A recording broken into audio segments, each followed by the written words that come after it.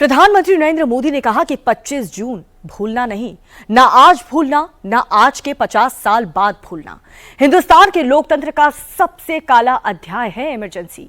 आज ही के दिन 50 साल पहले जब संविधान की हत्या कर दी गई थी, मूल अधिकार छीन लिए गए थे, प्रेस की आजादी भी खत्म कर दी गई थी, नेताओं को, सोशल एक्टिविस्ट, स्टूडेंट्स और आम लोगों को गिरफ्तार भी कर लिया गया था। मोदी की जिंदगी में 25 जून के मायने क्या हैं? मोदी ने अपनी डायरी में इमरजेंसी के कौन से किस्से लिखे हैं? 25 जून 1975 में मोदी की जिंदगी कैसे बदल दी? मोदी को भेष बदल करके क्यों रहना पड़ा? हिंदुस्तान के लोगों को नरेंद्र मोदी की जिंदगी के कई पन्ने पढ़ने चाहिए। नरेंद्र मोदी को सरदार क्यों बनना पड़ा? मोदी की इस तस्वीर की कहानी क्या है? नरेंद्र मोदी को साधु क्यों बनना पड़ा? मोदी के इस रूप की कहानी क्या है? नरेंद्र मोदी को अगरबत्ती क्यों बेचनी पड़ी? मोदी की इस मिस्ट्री की हिस्ट्री क्या है?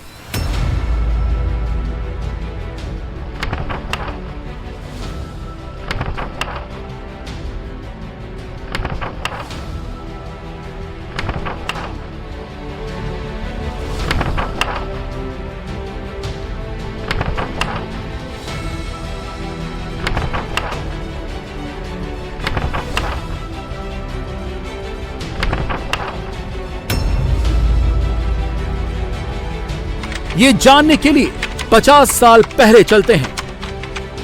25 जून 1975 इस दिन देश में लोकतंत्र का सूरज नहीं निकला। आपातकाल के अंधेरे ने लोकतंत्र के सूरज को निगल लिया था।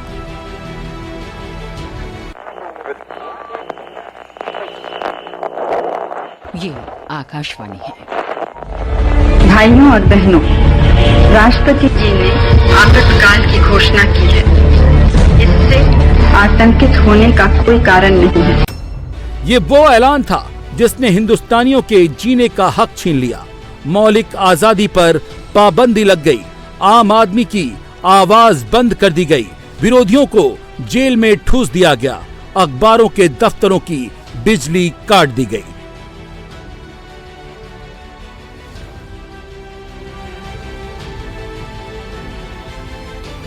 न्यायालय में जाने के अधिकार रोक दिए गए।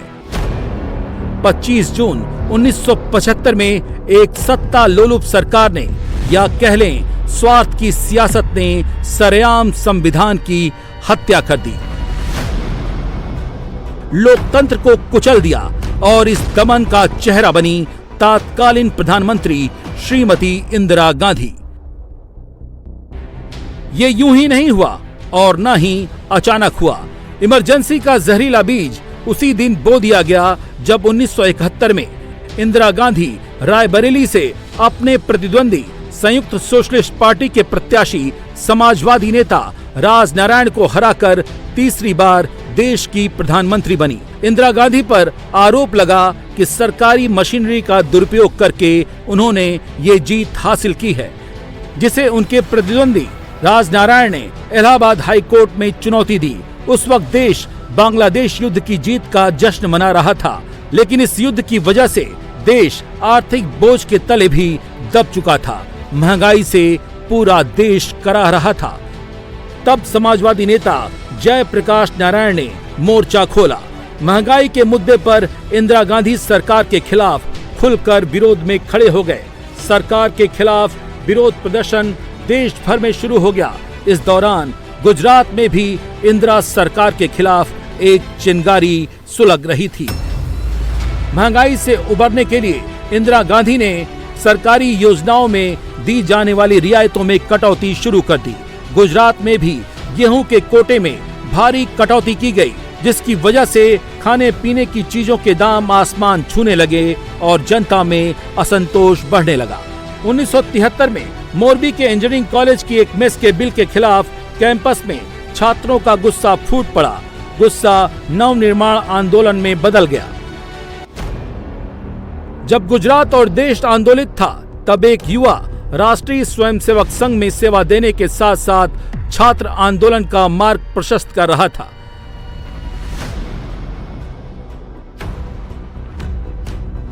और वो युवा थे मौजूदा प्रधानमंत्री नरेंद्र दामोदर दास मोदी।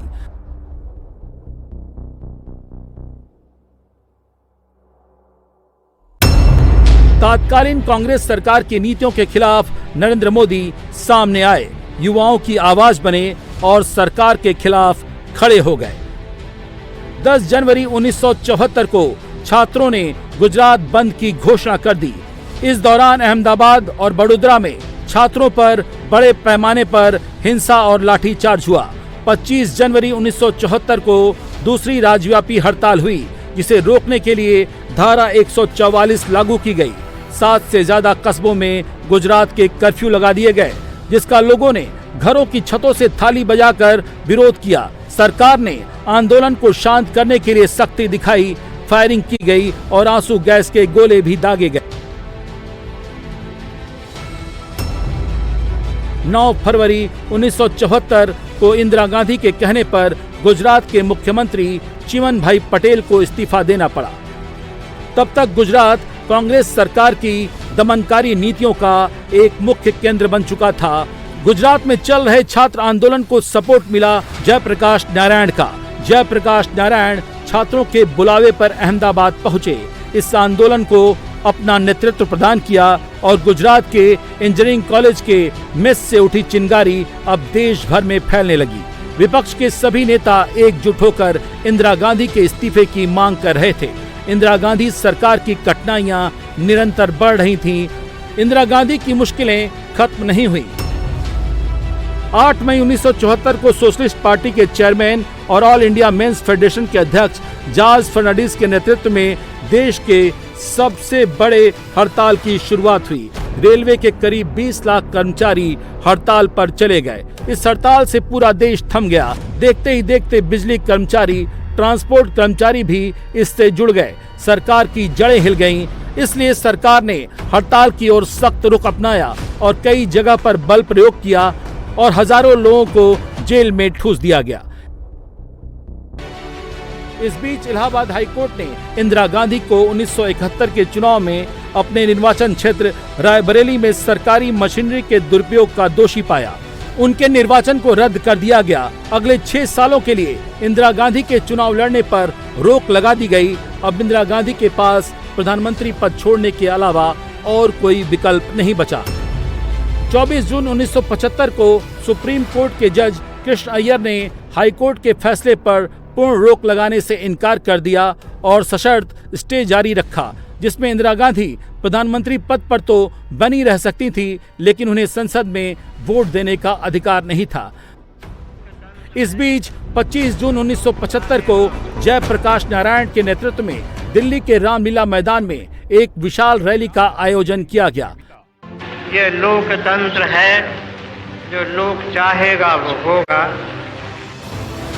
और उनके सुर में कवि रामधारी सिंह दिनकर की कविता सिंहासन खाली करो जनता आती है जनता के दिल में उतर गई। इंदिरा गांधी को लग गया कि अब सरकार के खिलाफ आवाज बुलंद हो गई है। तब प्रधानमंत्री इंदिरा गांधी के आवास पर एक क्लोज डोर मीटिंग हुई। इस मीटिंग में बंगाल के मुख्यमंत्री और बैरिस्टर सिद्धार्थ शंकर रे ने इंदिरा गांधी को एक प्लान समझाया। उन्होंने कहा कि अनुच्छेद 352 के तहत देश में आंतरिक आपातकाल लगा दिया जाए। इंदिरा गांधी को ये बात ठीक लगी और जैसा सिद्धार्थ शंकर रे ने कहा, श्रीमती गांधी ने ठीक वैसा ही किया। इंदिरा गांधी ने कैबिनेट की मंजूरी लिए बगैर राष्ट्रपति फखरुद्दीन अली अहमद को मात्र एक पत्र भेजकर आपातकाल लागू करने की अपील की। राष्ट्रपति ने भी बिना सवाल कर उस पर हस्ताक्षर कर दिए। सुबह होते होते देश में आपातकाल लागू हो गया। रातों रात विपक्ष के कई नेता आंतरिक सुरक्षा अधिनियम 1971 और मीसा के तहत हिरासत में ले लिए गए। लोकनायक जयप्रकाश नारायण, अटल बिहारी वाजपेयी, लाल कृष्ण आडवाणी, चौधरी चरण सिंह, प्रकाश सिंह बादल, समाजवादी नेता सुरेंद्र मोहन, मोरारजी देसाई जैसे कई नेता जेल में डाल दिए गए। कईयों को तो 19 महीने तक का कठिन कारावास झेलना पड़ा। इमरजेंसी का काला चैप्टर लिखा जा चुका था। कि आपातकाल का जहाँ तक प्रश्न है, मैं मानता हूँ कि भारतीय लोकतंत्र के इतिहास का अत्यधिक काला अध्याय है। और जिस तरीके से एकाएक इमरजेंसी इम्पोज कर दी थी और मौलिक अधिकारों को पूरी तरह से एकदम बिल्कुल समाप्त कर दिया गया था। एक दहशत का माहौल सारे देश भर में बना हुआ था। वो बहुत ही दुर्भाग्यपूर्ण था। लेकिन मैं मानता हूं कि लोकतंत्र हर भारतीय के जीन्स में बसा हुआ है। इस देश की स्वस्थ लोकतांत्रिक व्यवस्था को चाहे जितना भी बड़ा जुल्म क्यों न ढाया जाए, चाहे जो कुछ भी किया जाए, इसको कोई समाप्त नहीं कर सकता। अगले 21 महीने के लिए नागरिकों के अधिकार छीन लिए गए, प्रेस की स्वतंत्रता का गला घोट दिया गया, सत्ता के खिलाफ बोलना अपराध हो गया। चाटुकारिता की मानसिकता ने सत्ता पक्ष को घेर लिया।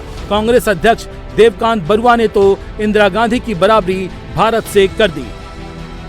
इंदिरा गांधी को न्यायालयों से बचाने के लिए संविधान में बार बार संशोधन किए गए। राष्ट्रपति द्वारा नागरिकों को न्यायालयों में जाने वाले मौलिक अधिकार निलंबित कर दिए गए। 30 जून 1975 को आरएसएस के सरसंघ चालक बाला साहब देवरस को नागपुर स्टेशन से गिरफ्तार कर लिया गया।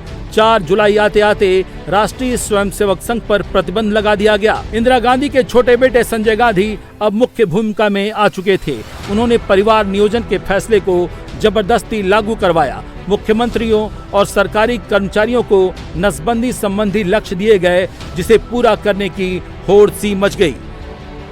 जैसा इंदिरा सरकार चाह रही थी, वो जनता पर थोप रही थी। दूसरी ओर गुजरात में सरकार के खिलाफ सुलग रही चिंगारी आग का रूप ले चुकी थी। जनता तानाशाही का खुलकर विरोध कर रही थी। संघ इसमें मुखर रूप से सामने आ चुका था। सभाएं और रैलियां जोर पकड़ रही थीं।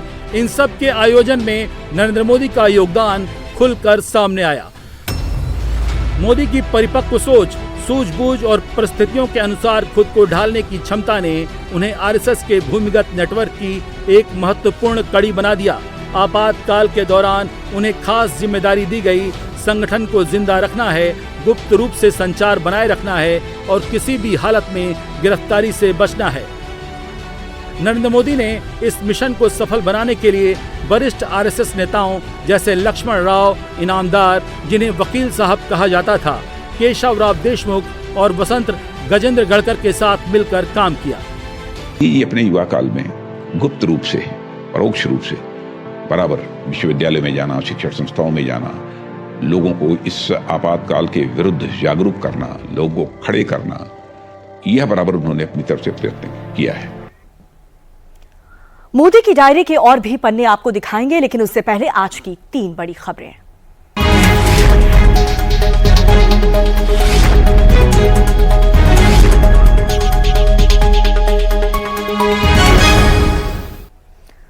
$1975 ने मोदी की जिंदगी कैसे बदल दी? मोदी को वेश बदल करके क्यों रहना पड़ा? मोदी की डायरी में और कौन कौन से किस्से हैं, देखिए।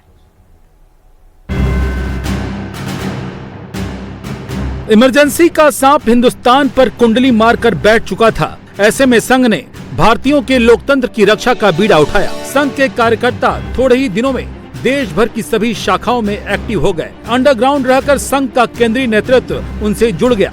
गुजरात इमरजेंसी में सरकार विरोधी आंदोलन का सेंटर पॉइंट बन गया। संघ की बैठकों में ये भी तय किया गया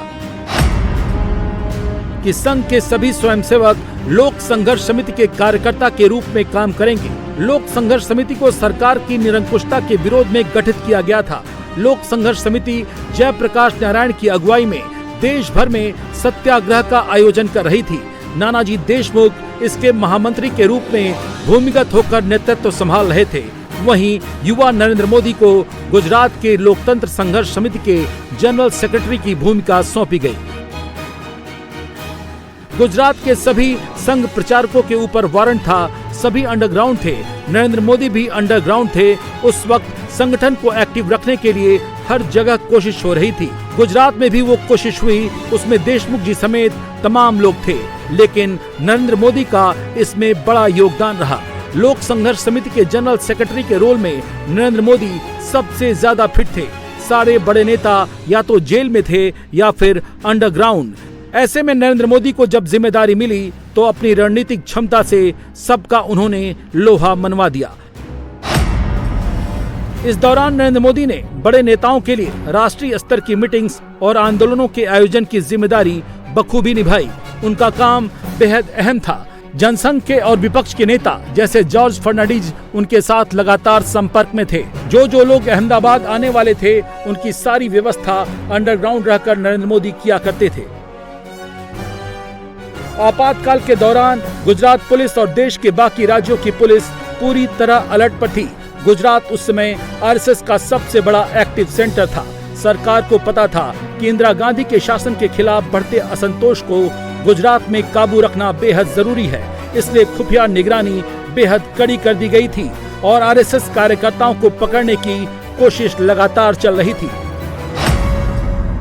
लेकिन इन हालात के बावजूद नरेंद्र मोदी गिरफ्तारी से पूरी तरह बचते रहे। पुलिस की नजरों से बचने के लिए नरेंद्र मोदी ने कई बार अपना भेष बदला। कभी मोदी भगवा कपड़े पहने साधु बन जाते तो कभी पगड़ी पहने सिख। मोदी ने अगरबत्ती बेचने वाले एक स्ट्रीट वेंडर और कॉलेज जाने वाले एक सरदार जी छात्र का रूप भी अपनाया। इन बदलते वेशों की मदद से मोदी लगातार छिपते रहे और आपातकाल में सरकार विरोधी गतिविधियों को जारी रखा। आपातकाल के दौरान मुंबई में एक बेहद जोखिम भरे मिशन में नरेंद्र मोदी ने खुद को मकरंद देसाई के बेटे के रूप में पेश किया, जो बाद में बीजेपी के नेता बने। नरेंद्र मोदी जी उस वक्त भूमिगत रहकर काम करते थे। कभी साधु, कभी सरदार जी, कभी हिप्पी, कभी अगरबत्ती बेचने वाला या कभी अखबार डालने वाले फेरिया का काम कर कर ये सारे काम उन्होंने अंजाम किए थे। इस पूरे मिशन की योजना खुद मोदी ने बनाई थी ताकि वो वैध पहचान के सहारे बिना किसी शक या सजा के आसानी से यात्रा कर सकें। ये उनकी समझदारी और सूझबूझ का एक और उदाहरण था, जिससे वो आपातकाल के दौरान विरोध की गतिविधियों को जारी रख पाए। नरेंद्र मोदी ने इमरजेंसी के दौरान कैसे इंदिरा गांधी के खिलाफ विरोध प्रदर्शन को लीड किया, उसकी एक कहानी नरेंद्र मोदी के साधु बनने से जुड़ी है। नरेंद्र मोदी साधु का वेश धारण कर भावनगर जेल पहुंच गए। वेश बदल कर जाने की वजह थी जेल में बंद विष्णुभाई पंड्या और दूसरे साथियों से मिलना। जेल अधिकारियों से उस वक्त मोदी ने कहा था कि वो सत्संग करने आए हैं, यानी जेल में धार्मिक प्रवचन देने के लिए आए हैं। इस पहचान के चलते उन्हें बिना किसी शक के जेल के अंदर जाने दिया गया। भावनगर जेल में आध्यात्मिक बातचीत के बहाने साथियों से उन्होंने जरूरी बातें साझा की। करीब 1 घंटे बाद वो बिल्कुल शांतिपूर्वक और बिना किसी परेशानी के जेल से बाहर निकल आए। ये घटना बताती है कि कैसे मोदी ने इमरजेंसी के वक्त साहस, चतुराई और योजनाबद्ध तरीके से काम करने की एक अनोखी मिसाल पेश की। इमरजेंसी में आम आदमी को सरकार के खिलाफ बोलने की पाबंदी थी, प्रेस पर ताला लग चुका था। आंदोलन को जीवंत करने के लिए कम्युनिकेशन जरूरी था, लेकिन इसमें जोखिम ज्यादा था। इसकी जिम्मेदारी नरेंद्र मोदी ने उठाई। नरेंद्र मोदी को अपनी रणनीति पर भरोसा था कि वो पकड़े नहीं जाएंगे। ऐसे हालात में मोदी ने राज्य की ताकतवर मशीनरी को मात देने के लिए कई अनोखे तरीके अपनाए। अंडरग्राउंड मैसेज पहुंचाने के लिए प्रिंटिंग की जरूरत थी, जिसके लिए उन्होंने साइक्लो स्टाइल मशीनों का इंतजाम और संचालन की जिम्मेदारी खुद संभाली। ये मशीनें उन पर्चों को छापने के लिए इस्तेमाल होती थीं, जिनमें आपातकाल का विरोध, सरकारी अत्याचारों का खुलासा और लोकतंत्र की रक्षा का आह्वान किया गया था। इन पर्चों का वितरण भी पूरी तरह सेंट्रलाइज था। उन्हें सामान या टिफिन बॉक्स में छिपाकर ले जाया जाता था या नाई की दुकानों में छोड़ दिया जाता, ताकि लोग चुपचाप उन्हें उठा सकें। गांव में इस मैसेज पहुंचाने के लिए साधु, पुजारी और धार्मिक प्रचारकों को जोड़ा गया, जो बिना शक की नजर में आए संदेश को आगे बढ़ा सकते थे। कम्युनिकेशन को सेफ रखने के लिए कई चालें चली गईं, जैसे फोन नंबरों के नंबर्स की अदला बदली करके कोड में बदल दिया जाता था, ताकि अगर कोई कॉल सुने तो कुछ समझ में न आए। सत्यनारायण पूजा जैसे धार्मिक कार्यक्रमों के आड़ में गुप्त बैठकें होती थीं और आरएसएस की बैठकों को चंदन का कार्यक्रम कहा जाता था, ताकि किसी को शक न हो। यहाँ तक कि घर के बाहर चप्पल रखने का तरीका भी जानबूझकर बदला जाता था।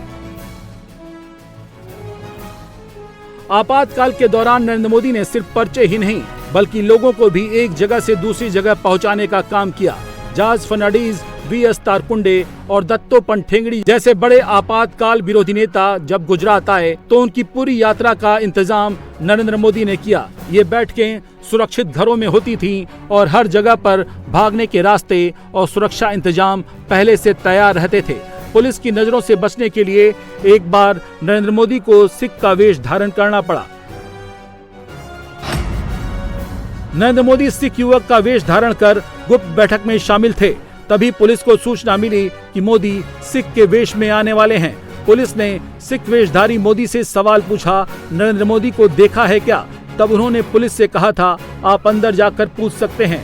मोदी ने ऐसे शांत तरीके से जवाब दिया कि पुलिस को शक भी नहीं हुआ।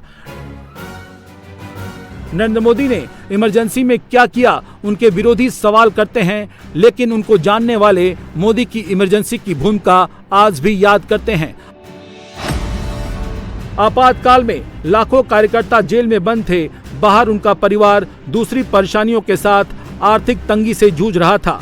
कई परिवारों की स्थिति तो बेहद दयनीय थी, लेकिन नरेंद्र मोदी ने उन परिवार तक आर्थिक मदद पहुंचाने के इंतजामात किए, उनके स्वाभिमान को ठेस पहुंचाए बिना। कुछ लोगों की मदद से पैसा इकट्ठा किया और उन परिवारों तक मदद पहुंचाई। नरेंद्र मोदी ने कैसे इन परिवारों की मदद की, इससे जुड़ा एक वाकया लोगों को आज भी याद है। जब वो मदद के लिए एक स्वयंसेवक के घर गए तो वो उनके सिख वेश को देखकर स्वाभिमानी स्वयंसेवक ने मदद लेने से इनकार कर दिया। तब यकीन दिलाने के लिए मोदी ने संघ का गान नमस्ते सदावत्सले गाकर सुनाया। तब जाकर सहायता राशि उस परिवार ने कबूल की। इमरजेंसी बेहद कठिन समय था, चारों तरफ डर और दमन का माहौल था। नरेंद्र मोदी न केवल उस वक्त एक्टिव रहे, बल्कि अपने अनुभवों और भावनाओं को डायरी में भी लिखा। उन्होंने इमरजेंसी की त्रासदी को जो जिया, उसको कविता का रूप भी दिया। कविता को मोदी ने गुजराती में लिखा, लेकिन उसका अनुवाद बताता है कि इमरजेंसी का वक्त देश के लिए कितना कठिन था। मोदी ने अपनी कविता में लिखा है, जब कर्तव्य ने पुकारा तो कदम कदम बढ़ गए, जब गूंज उठा नारा भारत माता की जय। जब जीवन का मोह छोड़ प्राण पुष्प चढ़ गए, कदम कदम बढ़ गए। टोलियां की टोलियां जब चल पड़ी यौवन की, तो चौखट चरमरा गए, सिंहासन हिल गए। प्रजातंत्र के पहरेदार सारे भेदभाव तोड़, सारे अभिनिवेश छोड़ मंजिलों पर मिल गए। चुनौती की हर पंक्ति को सब एक साथ पढ़ गए, कदम कदम बढ़ गए। सारा देश बोल उठा, जय प्रकाश जिंदाबाद, तो दहल उठे तानाशाह। भ्रिकुटियां तन गईं, लाठियां बरस पड़ी सीनों पर, माथे पर, कदम कदम बढ़ गए।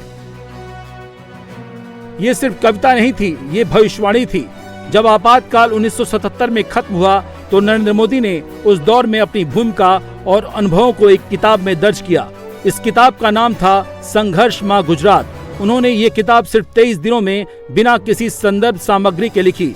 ये वो किताब है जो आज इमरजेंसी के गुजरात में हुए संघर्षों को समझने के लिए एक अहम दस्तावेज मानी जाती है, जिसका एक नया रूप the emergency diaries years that forced a leader में दुनिया के सामने आ गया है।